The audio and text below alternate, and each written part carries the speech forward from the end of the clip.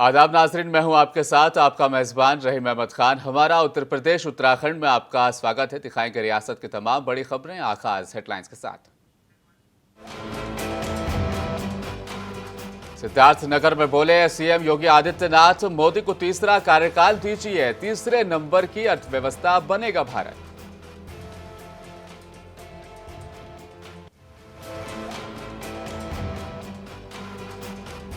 सीतापुर अस्पताल का जायजा लेने पहुंचे deputy CM Brajesh Pathak, CAA पर कहा बहकावे में न आए, नागरिकता देने का काम है, छीनने का नहीं।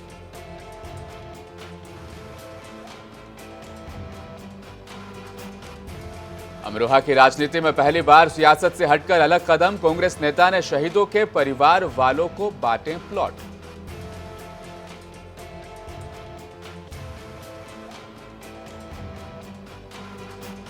रियासत उत्तर प्रदेश समेत अयोध्या की कई मस्जिदों में शांतिपूर्ण ढंग से जुमे की नमाज की अदायगी, मस्जिद टाट के इमाम ने एकता और भाईचारे का दिया पैगाम।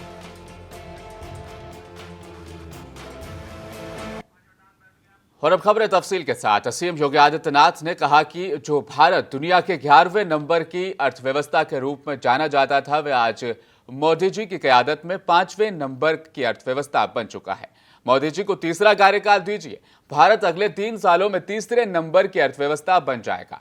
सीएम ने कहा कि तीसरी अर्थव्यवस्था का मतलब है कि प्रति व्यक्ति आय में काफी बढ़ोतरी होगी, देश की जीडीपी बढ़ेगी तो प्रदेश और जिलों की भी आय बढ़ेगी, घर घर में खुशहाली आएगी। सीएम योगी आदित्यनाथ ने यहां पर 1895 करोड़ की 551 परियोजनाओं का शिलान्यास और लोकार्पण करने के लिए वो यहां पहुंचे थे। इस मौके पर उपस्थित जन समुदाय को संबोधित करते हुए कहा कि भारत आज प्रधानमंत्री मोदी के संकल्प के साथ आगे बढ़ रहा है।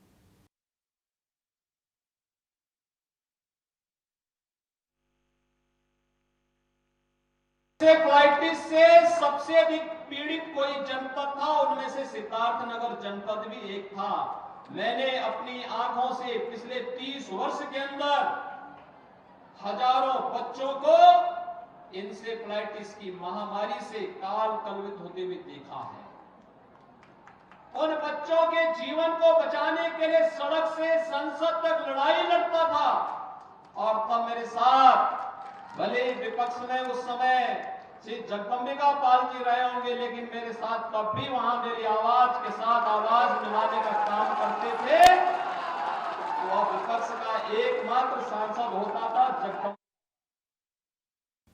वह उत्तर प्रदेश के डिप्टी सीएम ब्रजेश पाठक सीतापुर जिला अस्पताल पहुंचे और मरीजों के इलाज की व्यवस्थाओं का वहां पर उन्होंने जायजा लिया और विभागीय समीक्षा बैठक में भी हिस्सा लिया। साथ ही डिप्टी सीएम ने अटल बिहारी वाजपेयी की प्रतिमा का अनावरण लालबाग चौराहे पर किया। चौराहे पर उनकी नई प्रतिमा लगाई गई है। अब यह चौराहा अटल चौक के नाम से जाना जाएगा। डिप्टी सीएम ब्रजेश पाठक ने मीडिया से बात करते हुए कहा कि हमारे द्वारा अस्पताल में भर्ती मरीजों को दवाइयां कौन सी दी जा रही है, अस्पताल परिसर की साफ सफाई सहित कई मुद्दों पर हमने मीटिंग में बातचीत की और अस्पताल मैनेजमेंट को आवश्यक दिशा निर्देश भी दिए। साथ ही CAA कानून लागू होने पर भी उन्होंने मीडिया से बातचीत की और कहा कि कानून भारत में रह रहे लोगों पर लागू नहीं होता या ये किसी के हितों के खिलाफ इस कानून के तहत छेड़छाड़ नहीं की जाएगी।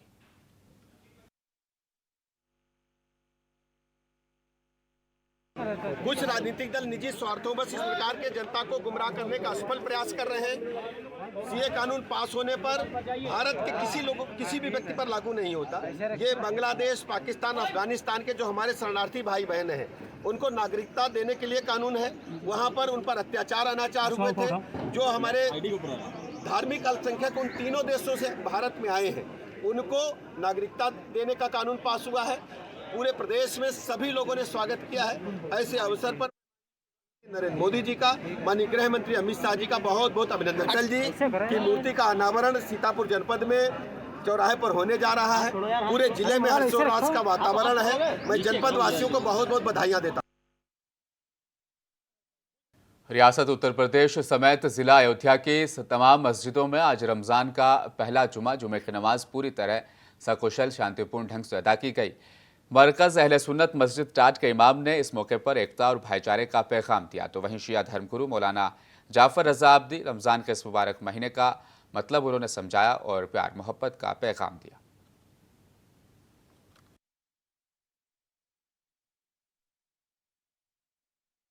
मुजफ्फरनगर में नागरिक संशोधन कानून अधिनियम और रमजान महीने में पहले जुमे को लेकर मुजफ्फरनगर की पुलिस और जिला प्रशासन की संयुक्त टीमों द्वारा भारी पुलिस फोर्स और अर्धसैनिक बलों की टुकड़ी के साथ मुजफ्फरनगर के सभी थाना इलाकों और संवेदनशील इलाकों में सुरक्षा के मद्देनजर फ्लैग मार्च निकाला गया। मुजफ्फरनगर पुलिस द्वारा अति संवेदनशील क्षेत्रों में फ्लैग मार्च के साथ साथ 4 ड्रोन कैमरों की मदद से हवाई निगरानी भी की जा रही है।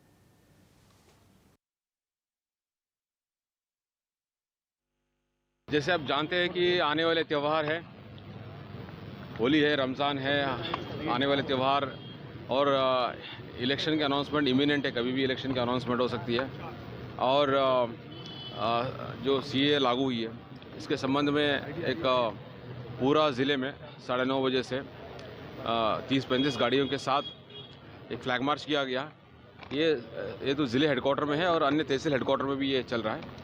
ये लॉ एंड ऑर्डर के मद्देनजर रखते हुए एंड सभी को विश्वास दिलाते हुए सभी लोग सुरक्षित है। और ये भी दूसरे जो एंटी सोशल एलिमेंट्स है, जो माहौल ख़राब करने वाले हैं, उनको भी एक मैसेज देने के लिए कि हम किसी को भी अगर कोई लॉ एंड ऑर्डर अपने हाथ में लेने की कोशिश करेगा तो सख्त से सख्त कार्रवाई की जाएगी। वहीं जिला बिजनौर में भी सीएए लागू होने के बाद सुरक्षा की दृष्टि से जनपद बिजनौर में पुलिस अधीक्षक नीरज कुमार जादौन ने पुख्ता इंतजाम किए और शरारती तत्वों पर पुलिस की पहली नजर है। पूरे जिले में सकुशल अदा की गई जुमे की नमाज। पुलिस अधीक्षक नीरज कुमार जादौन ने पवित्र रमजान और आगामी होली की जिलावासियों को शुभकामनाएं दी और शांतिपूर्ण माहौल बनाए रखने की अपील की।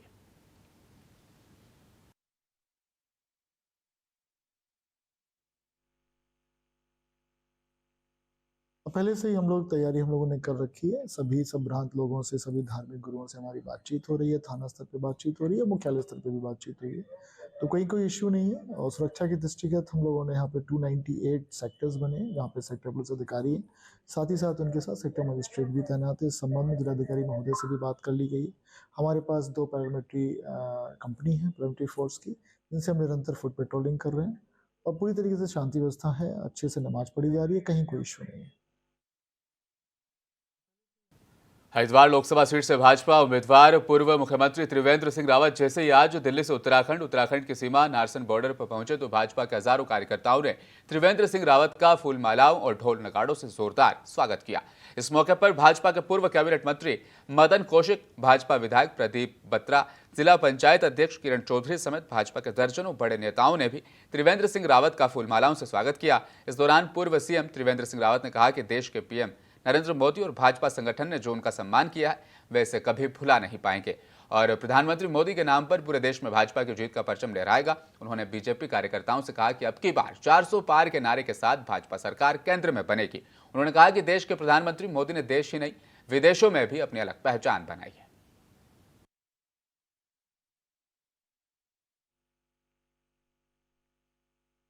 टिकट फाइनल होने के बाद आज पहली बार त्रिवेंद्र सिंह रावत जी हमारे पूर्व मुख्यमंत्री जी उनकी में आए हैं, जिसके लिए नारसन बॉर्डर से लेके और देहरादून तक आदमी खड़ा है, पूरा उत्साह है।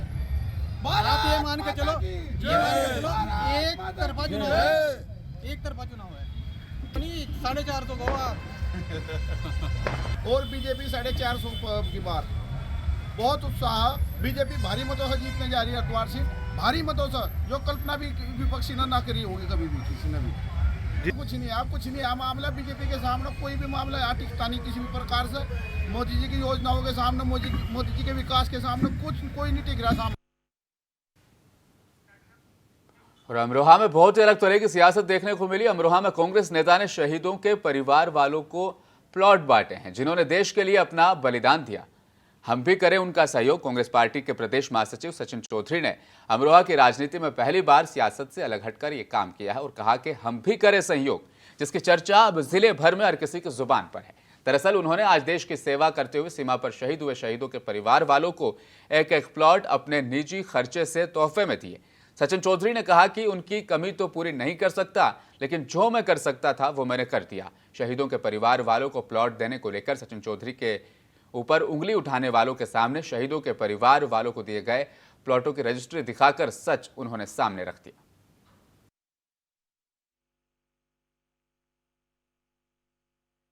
हमारे यहाँ एक नियम है, जब तक हमारी पार्टी में किसी की सदस्यता नहीं होती, किसी का पार्टी अनाउंस नहीं करती, उससे पहले वो अपने आप को प्रत्याशी घोषित नहीं कर सकता, चाहे कोई भी क्यों ना हो।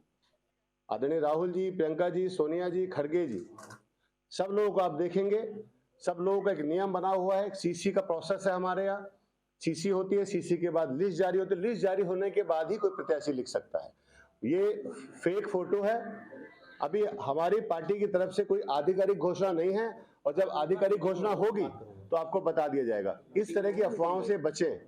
हो सकता है कि वो अपना डैमेज कंट्रोल, कुछ भी रीजन रह सकता है, सांसद हैं मौजूदा, लेकिन इसका मुझे एहसास नहीं। वहीं प्रतापगढ़ में सोशल मीडिया से लेकर दुकानों चौराहों पर सांसद संगमलाल गुप्ता के मुखर विरोधी उतर आए हैं। बीजेपी का कोर वोटर, जिसके केंद्र और राज्य में सरकार हो, उससे जनता का इतना विरोध आखिर क्यों झेलना पड़ रहा है, सवाल अब कहीं उठ जा रहे हैं। सांसद के नाम पर तेज होते बगावत के सुरों ने अब खासी रफ्तार भी पकड़ ली है। आलम यह है कि अब पार्टी कार्यकर्ताओं संग बैठक में भी विवाद होने लगे। आखिर इतनी जल्दी लोगों की निगाह से आखिर ये क्यों घिर गए? सांसद संगमलाल, अब ये तो प्रचार के वक्त हर गांव में अलग अलग तेवर कलेवर में सांसद के जनसंवाद के बाद ही हकीकत सामने आ सकेगी।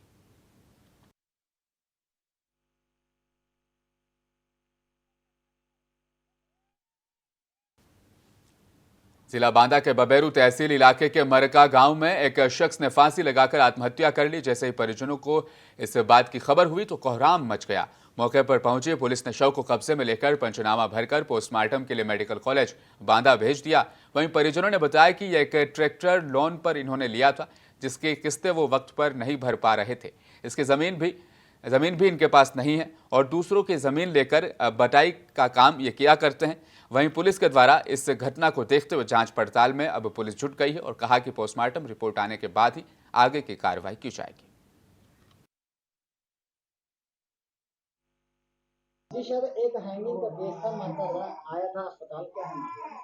एक मरीज रात में मृत अवस्था में यहाँ उसके परिजनों द्वारा लाया गया था, जिसका नाम संतोष सनात खन्नालाल, उम्र लगभग 43 वर्ष है, ग्राम मरका, थाना मरका निवासी था। उसके परिजन लेके यहाँ पे आए थे, जो कि संदिग्ध अवस्था में लग रहा था, तो उसकी सूचना थाने को। लखीमपुर के ईसानगर कोतवाली इलाके में बदमाशों ने बीजेपी के पूर्व विधायक बाला प्रसाद अवस्थी के बेलुआ गांव में फार्म हाउस में चोरी की घटना को अंजाम दे दिया, जिसमें नकदी समेत करीब 30 लाख रुपए के जेवरात और जरूरी दस्तावेज, बैंक एटीएम कार्ड चोरी कर लिया गया। वारदात की जानकारी मिलते ही पुलिस मौके पर पहुंच गई और चोरों की तलाश में जुट गई है।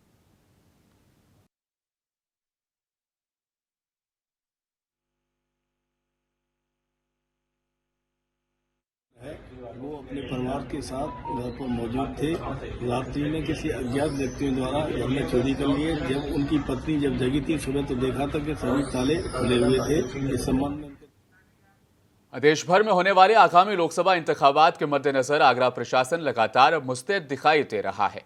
आगरा के डीएम भानुचंद्र गोस्वामी खुद जाकर अब चुनावी मतगणना केंद्रों पर जायजा ले रहे हैं। इसके साथ ही आगरा पुलिस भी चौराहों पर पैदल मार्च भी निकाल रही है, जिससे कहीं भी किसी प्रकार की कोई भी माहौल खराब करने वाली घटना ना हो। लगातार सभी पुलिस के आला अफसरान हर सुरक्षा व्यवस्था पर अपनी पैनी नजर बनाए हुए हैं, क्योंकि होली और रमजान के त्योहार को देखते हुए तमाम लेवल की सुरक्षा व्यवस्था अब टाइट कर दी गई है।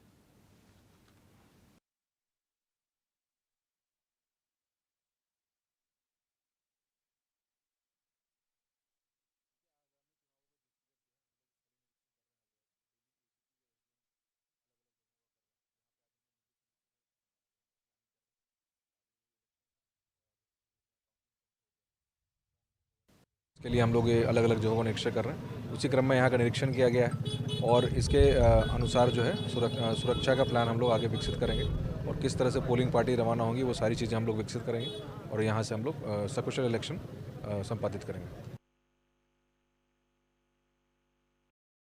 लोकसभा चुनाव को देखते हुए इस वक्त बात करें आगरा प्रशासन की, तो आगरा प्रशासन काफी मुस्तैद दिखाई दे रहा है, यानी कि अपनी पूरी कमर कस ली है। आगरा जिला अधिकारी भानुचंद्र गोस्वामी लगातार मतदान जहां मतदान होते हैं या मतदान की गिनतियां होती हैं उन सभी जगहों का औचक निरीक्षण कर रहे हैं। आगरा के आसपास के गांवों में जाकर जहां मतदान की गिनतियां होती है वहां जाकर औचक निरीक्षण कर रहे हैं। और अगर बात करें आगरा की, तो आगरा पुलिस भी कहीं भी पीछे दिखाई नहीं दे रही है।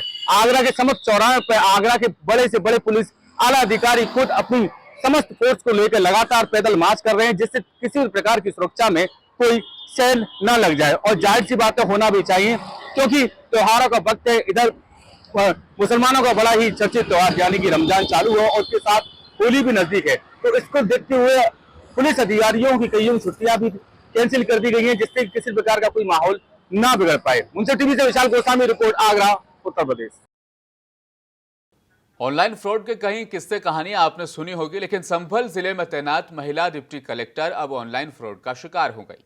उन्होंने अमेजॉन से मेडिकल उपकरण ऑर्डर किया था, मगर ऑर्डर पैकेज से मेडिकल उपकरण की जगह नैपकिन का पैकेट हाथ लगा। इस मामले में महिला एसडीएम ने उपभोक्ता फोरम में जाने की बात कही है। महिला डिप्टी कलेक्टर ने डिलीवरी बॉय को गुमराह करने और होमगार्ड से पकड़वाया और उसे पुलिस चौकी पर भेज दिया। डिलीवरी बॉय से नाराजगी जाहिर करने की एक ऑडियो भी वायरल हो रही है। महिला अधिकारी ने बताया कि जब उनके साथ इस तरह की धोखाधड़ी हो सकती है, तो आम इंसानों के साथ कितनी धोखाधड़ी होती होगी।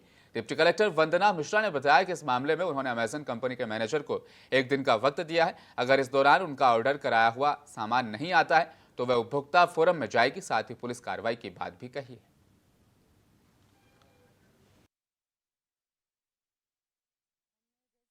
ऑटो CPAP मंगाया था और अमेजॉन के द्वारा हमें CPAP की जगह पर नैपकिन आज डिलीवर किया गया। एक डिलीवरी बॉय आया था। कितने रुपए का पैकेट था? हमारा 30,000 का ये था। 30,000 हमने प्रीपेड कर दिए थे 1 सप्ताह पहले। ये कितने रुपए का आर्टिकल होगा? ये 100 रुपये का या 100 से भी कम ही का होगा। क्या कार्रवाई करना चाहते हैं? हम इनके खिलाफ उपभोक्ता फोरम भी जाएंगे और FIR भी दर्ज करेंगे। हाँ, इस घटना से तो ये जरूर स्पष्ट हो रहा है कि आम लोगों के साथ ये फ्रॉड, बहुत इस तरह के फ्रॉड होते होंगे और वो किसी रेमेडी तक भी नहीं पहुंच पाते होंगे सामान्य लोग। और आखिर में एक बार फिर नजर डालेंगे हेडलाइंस पर।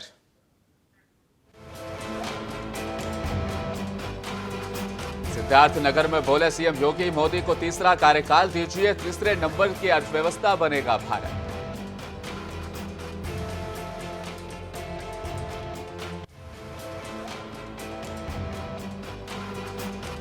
सीतापुर अस्पताल का जायजा लेने पहुंचे deputy CM Brajesh Pathak. CM पर कहा, बहकावे में न आए, नागरिकता देने का काम है, छीनने का नहीं।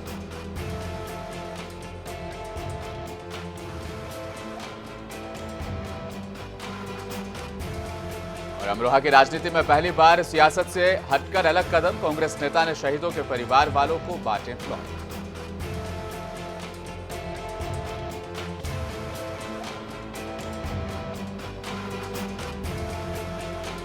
रियासत यूपी समेत अयोध्या की कई मस्जिदों में शांतिपूर्ण ढंग से जुमे की नमाज की अदायगी। मस्जिद टाट के इमाम ने एकता और भाईचारे का दिया पैगाम।